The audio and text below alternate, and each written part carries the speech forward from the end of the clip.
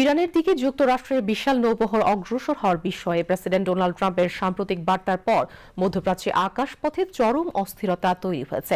ইরানে মার্কিন সামরিক হামলার প্রবল আশঙ্কায় Lufthansa, KLM, royal Dutch airlines এবং এয়ার ফ্রান্স সহ বিশ্বের একাধিক শীর্ষ বিমান সংস্থা ওই অঞ্চলে তাদের ফ্লাইট বাতিল বা স্থগিত করার ঘোষণা দিয়েছে। আজ ফিনান্সিয়াল টাইমসের এক প্রতিবেদনে জানানো হয়েছে যে এই সিদ্ধান্তের ফলে ইসরায়েল, সংযুক্ত আরব আমিরাত এবং সৌদি আরবে বিমান চলাচল মারাত্মকভাবে বিঘ্নিত হচ্ছে। এয়ার ফ্রান্স এক বিবৃতিতে জানিয়েছে যে বর্তমান পরিস্থিতির ঝুঁকি বিবেচনায় 24 জানুয়ারি তাদের দুবাইগামী সব ফ্লাইট বন্ধ থাকবে।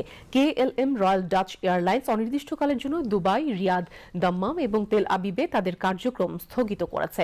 সংস্থাটি স্পষ্ট করেছে যে নিরাপত্তার খাতিরে তাদের বিমানগুলো এখন ইরান, ইরাক ও ইসরায়েল সহ পারস্য উপসাগরীয় অঞ্চলের একাধিক দেশের আকাশসীমা সম্পূর্ণ এড়িয়ে চলছে। একই ধরনের সতর্কতা অবলম্বন করে ইউনাইটেড এয়ারওয়েজ এবং এয়ার কানাডাও ইসরায়েলে তাদের ফ্লাইট পরিচালনা বন্ধ করে দিয়েছে।